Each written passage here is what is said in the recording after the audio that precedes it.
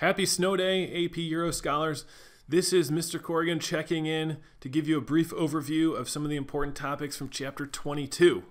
So without further ado, let's get right into it. Life in the emerging urban society. In the 19th century, Europe gets more urban. The demographics change dramatically and rapidly. And yet, life in the cities was never easy, going back centuries and centuries. And the main causes of poor quality of urban life, that is deadly overcrowding, pervasive poverty, lack of medical knowledge, these had existed for centuries, but they just get magnified as more and more people move from the rural countryside to the urban centers. And this happens on a scale unseen in human history. Because masses of people needed to live in close proximity to shops and markets and workplaces, city dwellers were packed in tightly and suffered and died from infectious diseases. These were walking cities. You had to live within walking distance to your job and to the markets so that you could survive and live. But that also meant that every inch of available land was built up, and a lot of it was built up with tenement housing for the flood of people moving from the countryside to towns and cities. The number of people living in cities in England and Wales, for example, jumped from 1.5 million to 15.5 million over the course of this century, going from 17% of the population to over half, over 50%. These highly concentrated urban populations lived in extremely unsanitary and unhealthy conditions, with open drains and open sewers flowing alongside or down the middle of unpaved streets. These awful conditions resulted from several factors, the tremendous pressure of overcrowding being probably first and foremost, but also a lack of public transportation, requiring these cities to be very densely packed urban centers, the slow reaction of government to fix any of these problems, and the slow advance of scientific understanding of what causes disease. The greatest factor of this sad legacy of rural housing in pre-industrial society combined with ignorance was that ordinary people generally took dirt for granted. So moving into the city from the rural countryside, they didn't expect much more.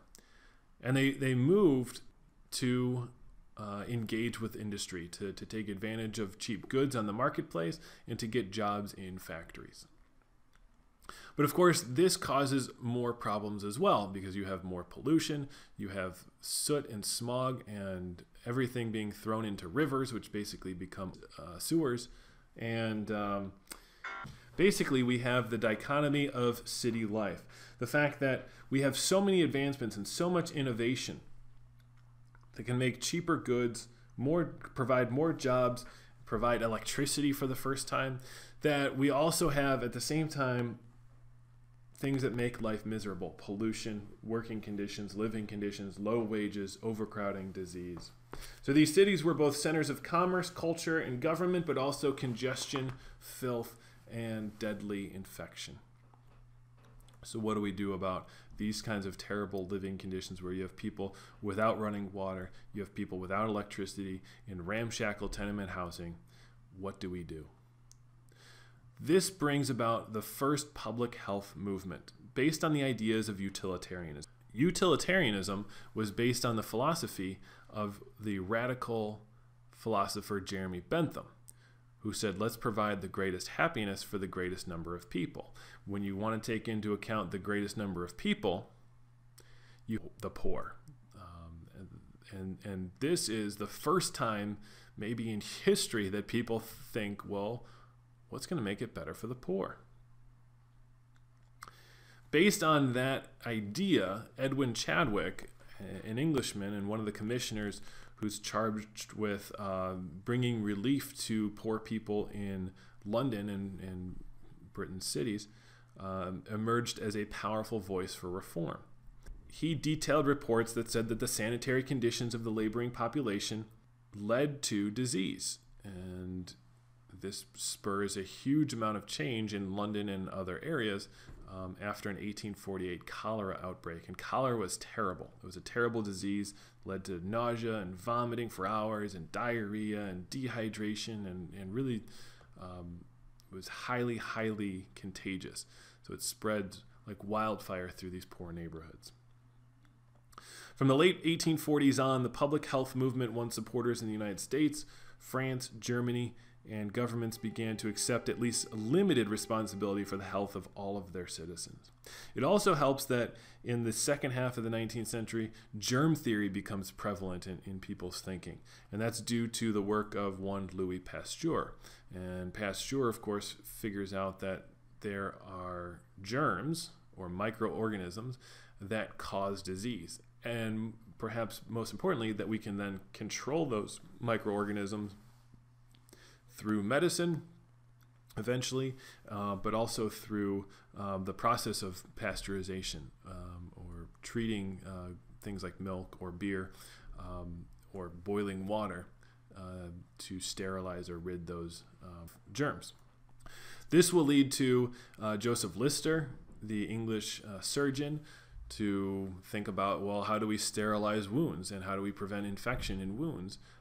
Well, let's clean them off so that people don't die after surgery as a result of something just like unclean conditions. He did not invent Listerine. The guy who did invent Listerine named it after Joseph Lister because his name becomes associated with cleanliness, and that's what you're looking for when you want a mouthwash. After the work of these people and more, hospitals begin to function properly, where people can go to get better, people can go to get good medical care, and it's not just a place of last resort or somewhere where you go to die.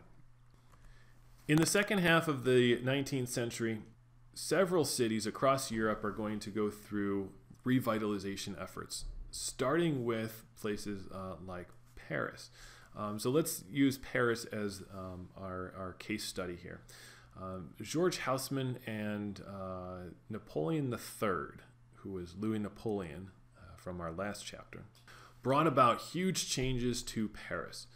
They started by knocking down a whole bunch of slums and tenement houses, and in their place they put in broad avenues, big parks, more advanced sewer systems, and this is going to lead to a more modern city. It's also going to help create a Paris that's much more difficult to barricade after the 1830 and 1848 revolutions. Napoleon III, Louis Napoleon, is going to try to avoid the same fate as Louis Philippe and Charles X, his predecessors. Rebuilding Paris provided a new model for urban planning and stimulated urban reform throughout Europe, particularly after 1870. So they're going to get rid of a lot of these old tenement houses, bring in new, larger lots, larger homes, less overcrowding, and this is going to be made possible by public transportation. The revitalization effort in the 1870s and beyond doesn't happen unless you have the streetcar, and the streetcar allows everyone to then travel further more efficiently. And this is going to benefit the poor, especially because now they don't have to live a 10-minute walk or less from work. They can live out in the suburbs, or they can live on the fringes of the city and make it into work in a timely manner. This is also going to mean that the city is going to be cleaner.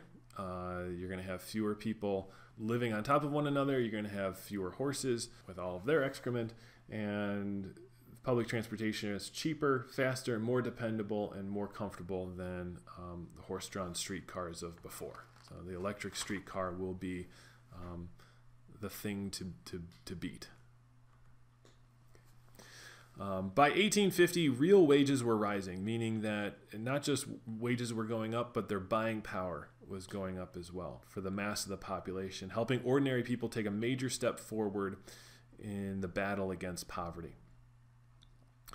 What we're going to see is the growth of the middle class. Now, we're going to have the aristocracy still. They're going to try to maintain their standing, their privileges as long as possible, but we're going to see a huge growth in the middle class. Accounting for less than 20% of the population, we're much smaller than they are today, but they're growing to levels that we had not seen before. What does it mean to be middle class? Well, this was often moderately successful industrialists, merchants, people who were professionals, whether they were lawyers or businessmen or doctors. These were skilled, educated laborers, so engineers or surveyors. These were government officials at a certain ranking or above. These were white-collar type jobs. And they pursued certain cultural characteristics and certain values. So a lot of their money goes to food. A lot of their money goes to entertaining. If you are middle class, it means that you have a servant, largely in Europe in the 19th century European society. That's what really sets you apart from everybody else, is that you have a butler, you have a maid, you have someone that comes and works for you in your house in the domestic sphere. And that's kind of the one characteristic that sets you apart. But the middle class in Europe believes in hard work, they believe in discipline, they believe in personal achievement, and there's also a certain Christian morality. So they're going to push to cut down on blood sports, for example. They're going to push for certain ways of life. So this is the Victorian age in Britain. Now, despite growing occupational diversity and conflicting interests, lifestyle preferences loosely united Europe's middle classes. Unlike the working class, the middle class had money to eat well and spent a substantial portion of their household budget on food and entertainment.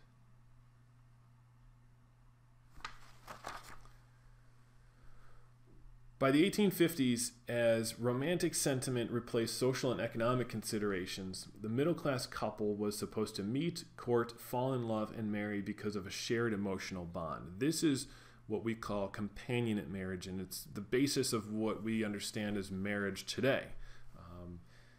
Economic considerations will still be important, but this culture of romantic love, popularized in advice manuals and fiction and art and practiced in courtship rituals and weddings and married life, made the companionate marriage the ideal for all of society.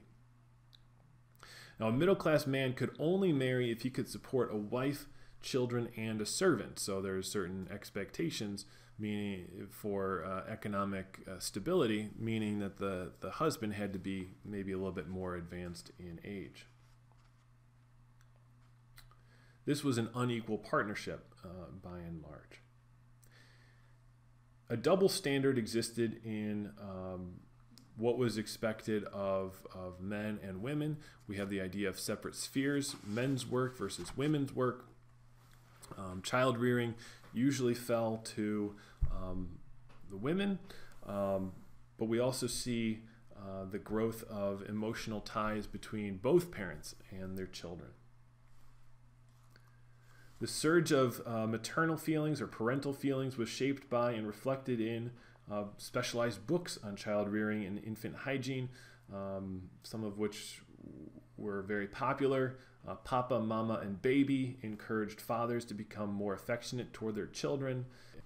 Because of the amount of attention that each child would receive, European parents started to limit the number of children that they had, knowing that it was going to be an emotional investment, an economic investment, and they could adequately care for the ones that they did have.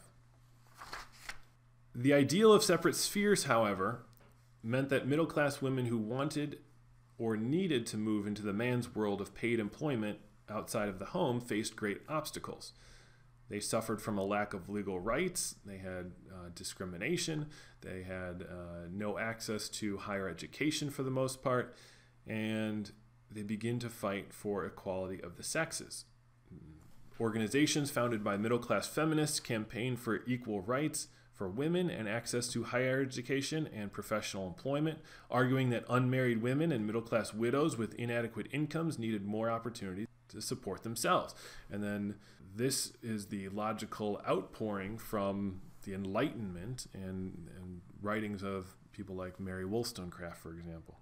In Britain, the debate before World War I also centered around women's suffrage, and suffragettes marched in protest, heckled members of parliament, and destroyed property. And when they were jailed, they went on highly publicized hunger strikes as a way of putting pressure on the government to get them the right to vote. Ultimately, they won't be successful until after World War I in 1919. We shift gears to section 4, which is about science and thought, centering on science in industry first and foremost.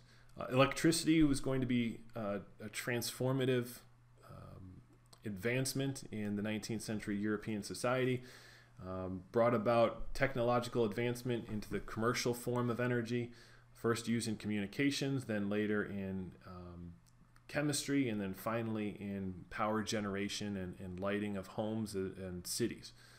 It's going to be a new way of life once you can conquer the night with the light bulb. By 1890, the internal combustion engine fueled by petroleum was an emerging competitor to the steam engine, formed all the way back in the early stages of the Industrial Revolution. The burst of industrial creativity and technological innovation is going to bring about the Second Industrial Revolution.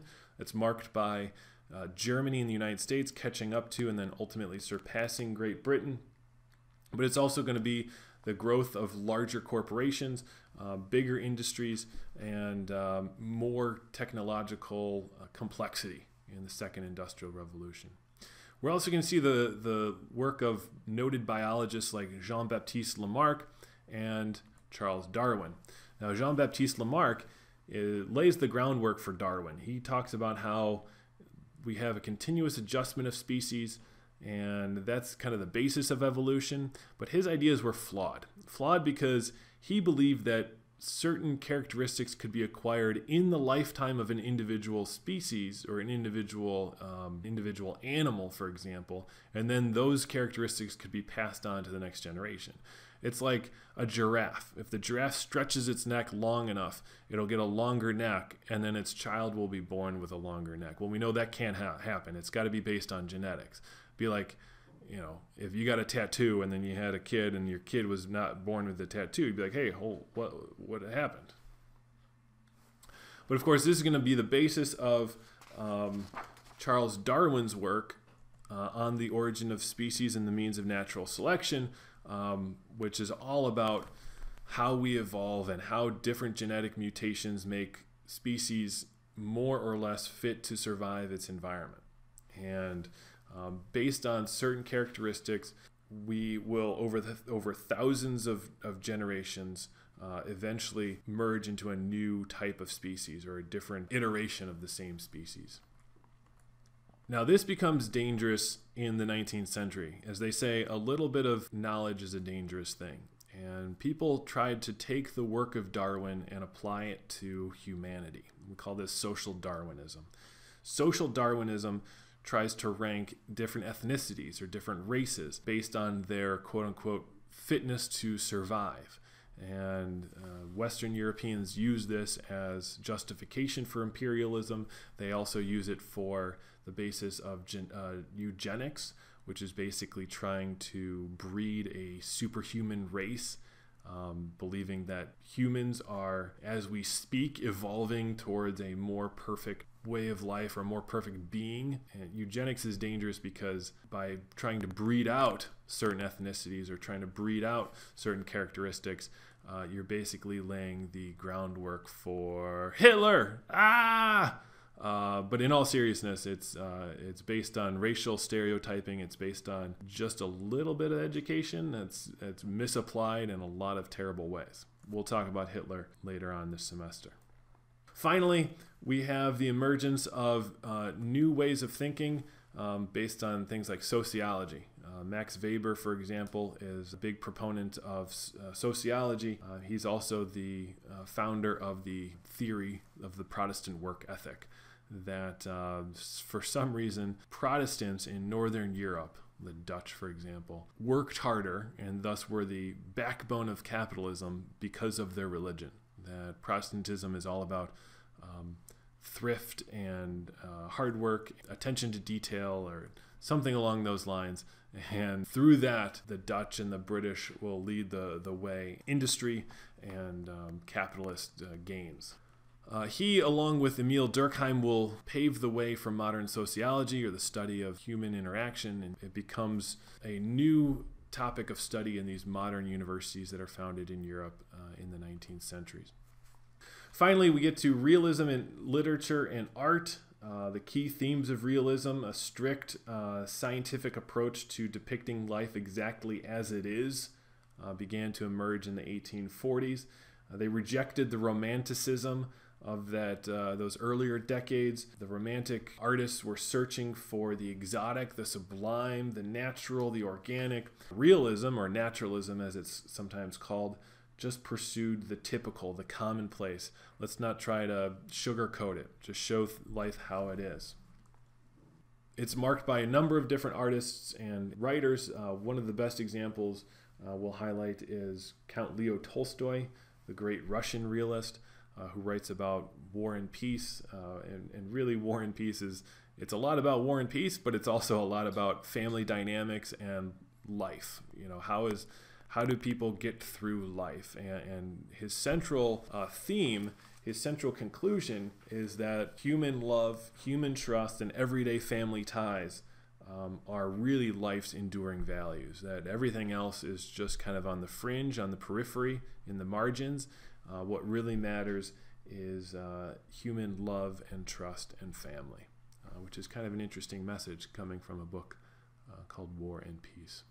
To conclude, dramatic changes were taking place in the 19th century regarding life in cities, people's domestic lifestyles, and their way of thinking about science. And while that was all happening, the winds of political change, which we saw in chapter 21 in the revolutions of 1830 and 1848, will bring continued sweeping change on the horizon. We're going to see nationalism take hold in Italy and Germany, leading to the unification of both those countries in the 1860s and 1870. We're also going to see imperialism, as imperialism is kind of nationalism on steroids. We're going to take that same feeling of national achievement and try to use it to take over mainly Africa, but also Asian territories as well. And then finally, war. War is on the horizon. That's what we're moving towards in chapters 21, 22, 23, 24, is that impending World War I, that great global struggle in 1914. So we're ramping up to that. I hope this is a nice overview for you of chapter 22. Enjoy your day off. Enjoy your snow day. And please be ready for a test on Tuesday, February 5th. Let me know what questions you might have, and we'll see you soon.